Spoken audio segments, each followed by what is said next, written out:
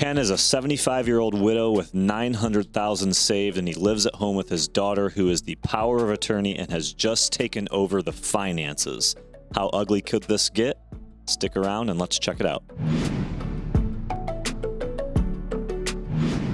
Welcome to Rise in Retirement, where it is our goal to help you make informed decisions when it comes to your retirement and your hard-earned dollars. I'm Jet. And I'm Taco. And we are financial advisors at W.A. Smith Financial, a firm entrusted by thousands all over the country to focus more on your life, worry less about your money. And we have a good case example today. Yeah, so today's hypothetical situation features Ken, 75 years old. He's living at home with his adult daughter, and Ken has recently been diagnosed with Alzheimer's. So Jenny, the daughter, who is durable power of attorney, is now heavily involved making all of the financial decisions and has really taken over the entire retirement situation here for Ken. Yeah, and she's kind of wreaking havoc on the situation. And, you know, you think about this, a lot of us are going to be in this situation at one point or another, and you don't think anything could potentially go wrong, but oftentimes we do see that it does. And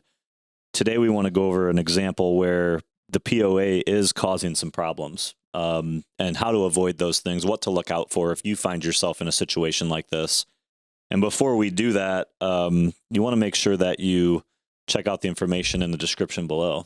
Yeah, definitely. You love this type of topic, these situations. Give the video a like, subscribe to our page for more real world retirement tips here.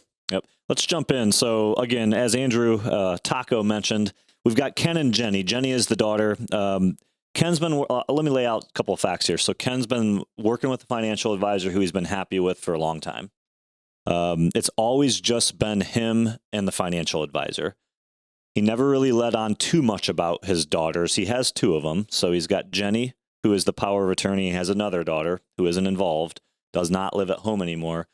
But there's never been any discussion about the dynamic of the relationship. It's always just that Ken's goals and wishes were simple. I want to leave all of my assets, my home, my money, my estate, 50-50 to my two daughters. So pretty simple. We see that a lot with most cases.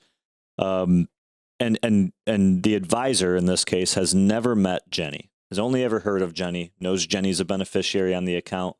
Ken talks about his two daughters very illustriously, right? Never any problems. Everything's hunky-dory at home until Ken comes down with Alzheimer's, and all of a sudden, Jenny is now thrust into the situation. Yeah, and you look at Ken's situation, and it was income, cash flow was easy. There were never any one-off type of distributions or really just, it was just status quo. Yeah. All right. It was quarter over quarter having a review, and things were good. Income was good.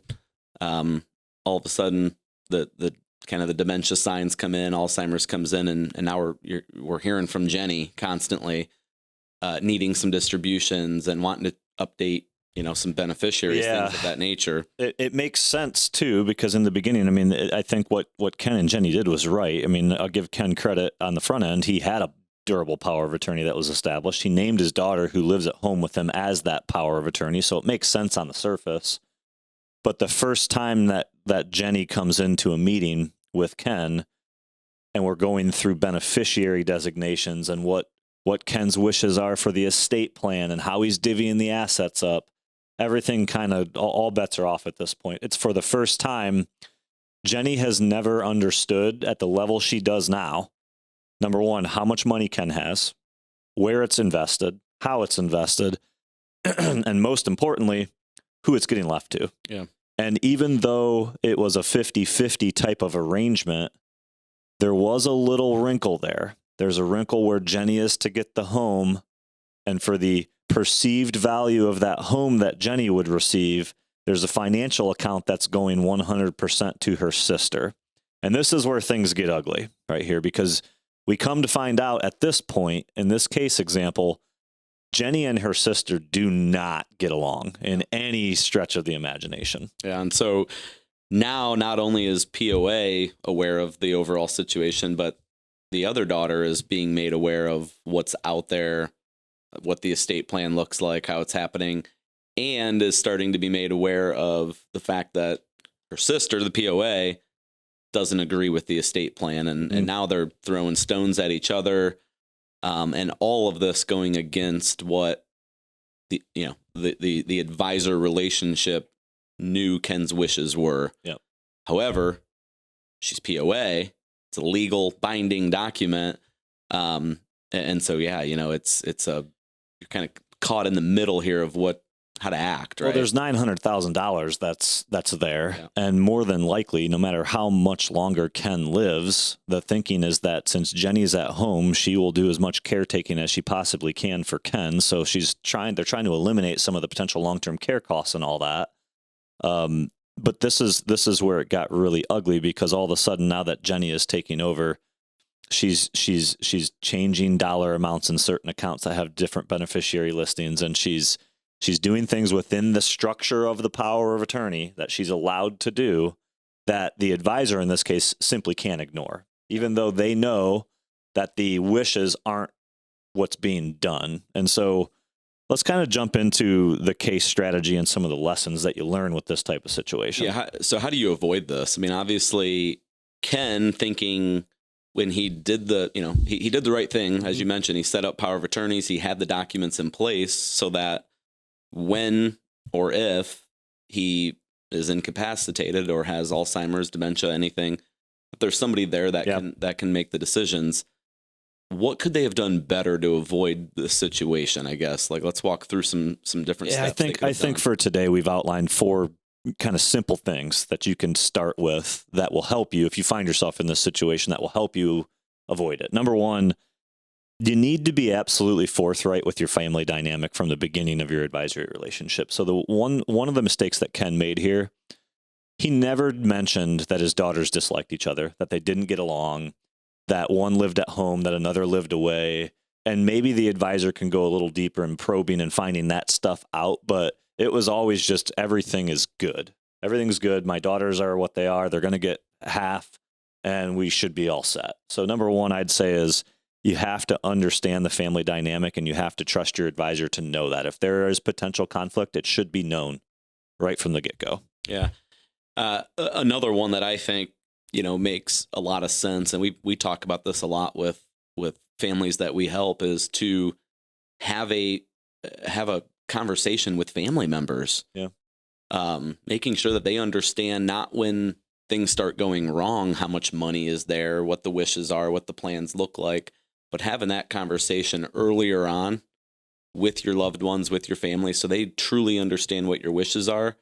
And if there's a problem, then maybe you can start looking at, okay, who makes the most sense to be my durable power of attorney? And so sometimes you don't know that you made the wrong decision until it's too late. I think it seemed logical in this position, but it ended up not being the right person. Yeah. You don't want to thrust the surprise on a power of attorney of when all of a sudden they're allowed to kind of step in, that, oh gosh, dad's got $900,000 and we got the home and we have all this other stuff. They should have known about some of this stuff earlier on.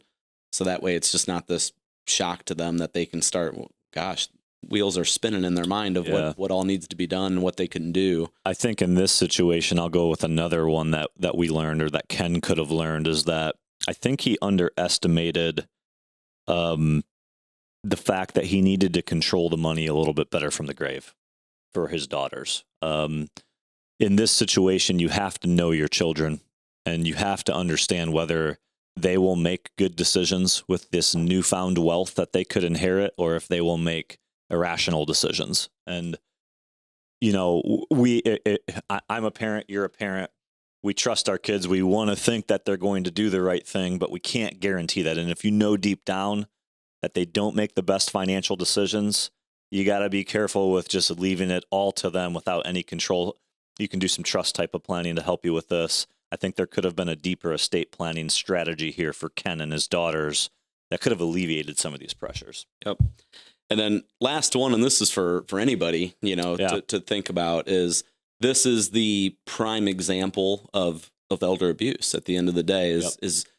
We're not going to dive into the weeds, but there's things that were happening that were just like, check, check, check. These are elder abuse. And I don't have the exact numbers yet, but it's something along the lines of 60+% of elder abuse cases financially come within family members, come from family members. So you have, be cognitive of those different things that could be happening that may or may not be elder abuse. And if you see it, report it immediately, act on it, talk with other family members. But that's the case that we saw here. And so there was multiple, call them yellow flags leading up to this that, Ken could have probably done things a little different earlier on in the planning. It's unfortunate. These types of situations are really, really tough. They're tough for the family. They're tough for the client. They're tough for the advisor that's dealing with it. If everybody does right by everybody, you can avoid this. So these are just some tips that we wanted to throw your way.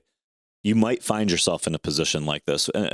There's two things that are certain in life, and the joke is always death and taxes, right? You're going to come to a situation where someone else is going to be involved in your financials, your picture, your wealth plan, your estate plan.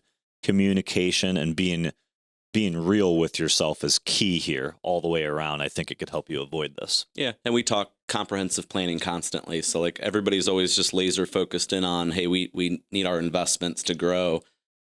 We talk often to people that the estate planning is just as important. So you can have all the assets, you can have this perfect plan in place, but if you're not addressing some of these pitfalls that could happen, as we could see, it can get ugly. So have an advisor, have somebody that can really bring this all together comprehensively, tie it all together, make sure that you have a proper financial plan, but also a proper, estate plan and tax plan and healthcare planning, long-term care, all that type of stuff. I think it's really important. If you're looking for tailored advice around these types of subjects, we have an awesome solution for you. It's Ascend 360 Insider. Join our community as an insider. It's super easy to do. The information is in the link in the description below. Yeah. Every Thursday, 9 a.m., it's a personalized video from the CEO of our company with a very important and relevant topic regarding retirement planning. Yep. Don't miss it. Click on the link in the description below to become an insider. And if you're ready for a retirement tune-up financial review complimentary meeting, you want to have your situation reviewed by an advisor here on our team, we can do virtual meetings. We have clients all over the U.S., so reach out to us. Link in the description below for that information as well. That's all we have for you today. So until next time, we'll see you right here on Rise in Retirement.